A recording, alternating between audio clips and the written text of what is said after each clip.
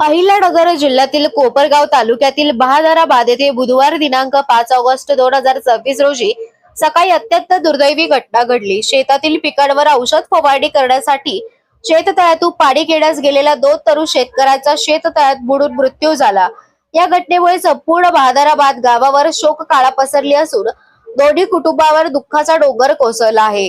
या दुर्घटनेत दीपक रामचंद्र पाचोरे वय 33 आणि प्रशांत गीताराम पाचोरे वय 34 याचा मृत्यू झाला। दोघेही शेती हा प्रमुख व्यवसाय करत असून आपल्या कुटुंबाचा आधार होते। मिळालेल्या माहितीनुसार बुधवार दिनांक 5 ऑगस्ट 2026 रोजी सकाळच्या सुमारास दोघेही शेतातील पिकांवर औषध फवारणी करण्यासाठी शेततळ्यातून पाणी काढण्यास गेले होते। त्यावेळी दीपक पाचोरे यांचा अचानक तोल जाऊन ते शेततळ्यात पडल्याचा प्राथमिक अंदाज व्यक्त करण्यात येत आहे।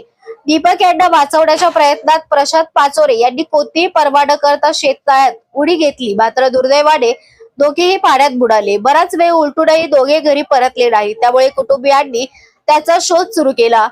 प्रशांत पाचोरे यांच्या पत्नी शेततळ्याकडे गेल्यानंतर त्यांना फवारणीचा पंप व इतर साहित्य तळ्याजवळ पडलेले दिसले। संशय आल्याने त्यांनी आरडाओरडा करून ग्रामस्थांना बोलवले। ग्रामस्थांनी तातडीने शेततळ्यात शोध मोहीम सुरू केली। काही वेळाने प्रशांत पाचोरे हे बेशुद्ध अवस्थेत पाण्यात आढळून आले। त्यांना बाहेर काढून उपचारासाठी हलवण्यात आले, मात्र दीपक पाचोरे यांचा शोध लागत नसल्याने आपत्ती व्यवस्थापन पथकाला पाचारणा करण्यात आली।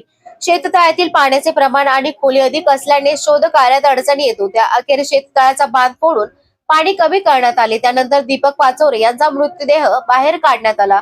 दोघांनाही तातडीने रुग्णालयात नेण्यात आले, मात्र वैद्यकीय अधिकाऱ्यांनी तपासणी करून दोघांनाही मृत घोषित केले। घटनेची माहिती मिळताच बहादराबादसह परिसरातील ग्रामस्थांनी घटनास्थळी मोठी गर्दी केली। कुटुंबियांचा आक्रोश पाहून उपस्थितांचे डोळे पाणवले। एका क्षणात 2 कुटुंबाचा आधार हिरावल्याने संपूर्ण गावात शोककळा पसरली आहे।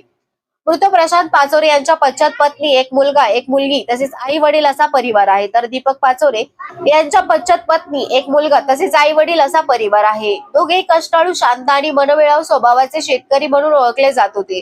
त्यांच्या अकाली निधनामुळे नातेवाईक, मित्रपरिवार आणि ग्रामस्थांवर दुःखाचा डोंगर कोसळला आहे। या घटनेमुळे शेततळ्यांच्या सुरक्षिततेचा प्रश्न पुन्हा एकदा ऐरणीवर आला आहे। शेतीसाठी पाण्याचा महत्त्वाचा स्रोत म्हणून शेततळ्याची संख्या वाढत असली तरी त्याच्या भोवती आवश्यक सुरक्षा व्यवस्था नसल्याने अपघातांचे प्रमाण वाढत आहे।